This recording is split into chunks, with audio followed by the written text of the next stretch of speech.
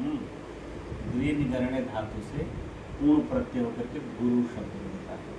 तो गुरु का मतलब होगा ज्ञान देने वाला। वैसे भी भागवती लोग और यहाँ भक्ति संप्रदाय में बहुत ऐसे लोग हैं जो कहते हैं कि गु माने अंधकार, रु माने प्रकाश, वो अलग है। लेकिन व्युत्पत्ति की दृष्टि से देखा जाए तो गृह निगरण्य धातु से पूर्ण प्रत्यय करके गुरु शब्द का साधुत्व होता है। ठीक है।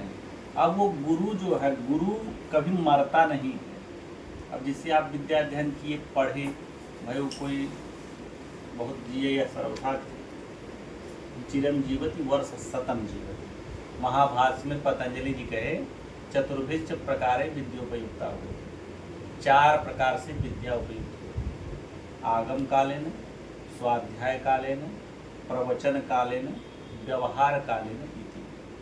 आगम काल से अभिप्राय हुआ कि गुरु के पास बैठ करके जो आप पढ़ते हैं वही आगम काल है। जितना वो पढ़ाए, 1 पेज 2 पेज जो भी लिखवाए, माने गुरु के मुख से जो वाणी निकली उसको आपने सुना।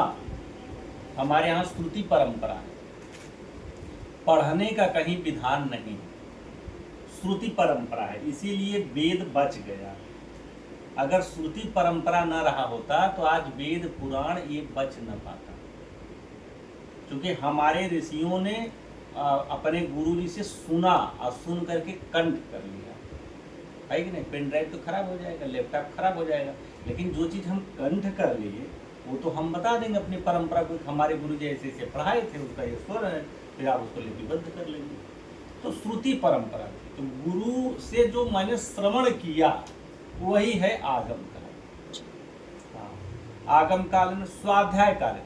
अब गुरु जब श्रवणम कृतम, गुरु से जो हमको प्राप्त हुआ, जो मैंने श्रवण किया, उसका चिंतन मनन करना। गृहे गत्वा भोजनं कृत्वा सायंकाले, रात्रि काले, मध्याह्न काले, प्रातः काले, जदा समय मिले, जब भी समय मिलता है। तो जो गुरु से आपने पढ़ा उसका आप श्रवण तो कर चुके हैं, अब उसका माने अभ्यास करिए। अभ्यास करिए, असकृत अभ्यास आवृत्ति।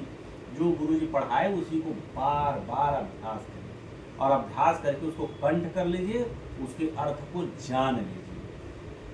फिर अगर उसमें कोई शंका संदेह आपको महसूस हो रहा है तो उसको दूसरे दिन जाकर गुरु जी से पूछिए। यही परंपरा रही पठन पाठन की। आज जो विकृत हो गया, आज गुरु जी पढ़ाते हैं तो लड़का पीछे क्रॉस क्वेश्चन कर देता है, उससे ज्ञान के जो माने जो अधिगम का संचार है वो टूट जाता है। एक व्याख्यान का मतलब वो आदमी किसी सूत्र को लेकर, किसी विषय को लेकर के वो बोल रहा है, मध्यम स्वर, मध्यम है ना, कि अभ्यासार्थे द्रुतावृत्ति पाठ काले तो वही मध्यमा शिष्याणाम उपदेशार्थम वृत्तिरिष्टा विलंबिता।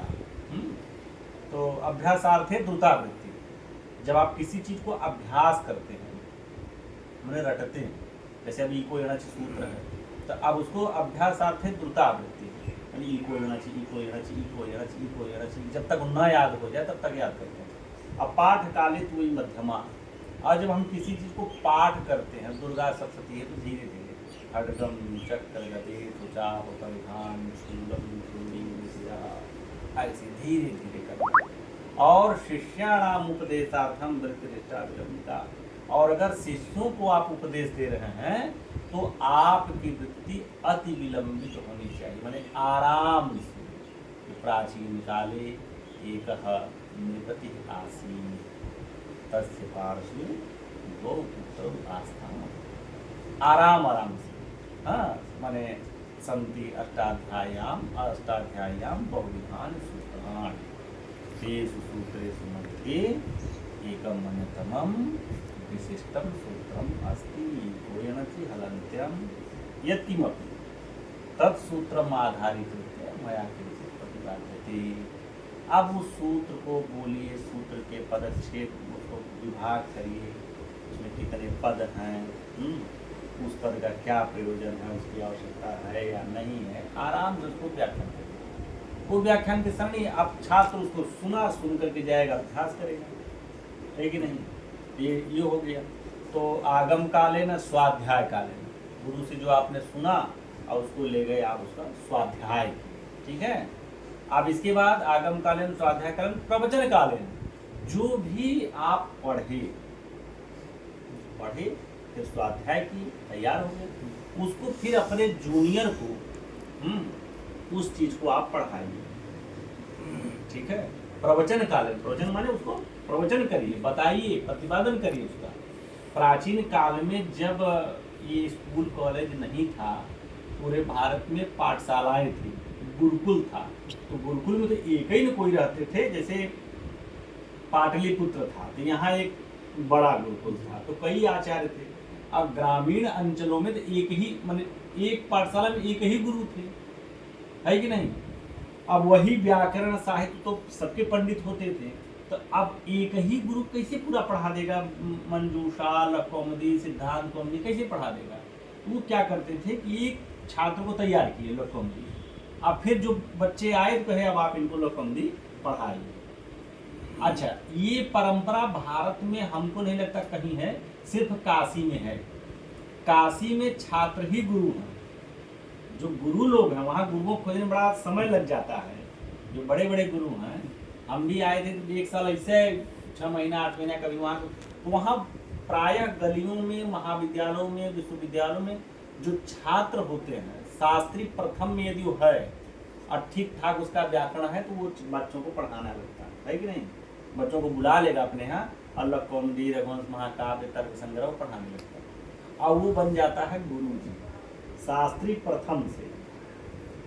प्रथम से वो गुरु जी बन जाता है। अच्छा, ये भी नहीं, अब यहाँ जैसे BA पार्ट 1 का लड़का कहीं जाए पढ़ाए तो लोग उसको हेय दृष्टि से देखते हैं, अभी B.Ed नहीं किया, MA नहीं किया, कैसे पढ़ाने लगा।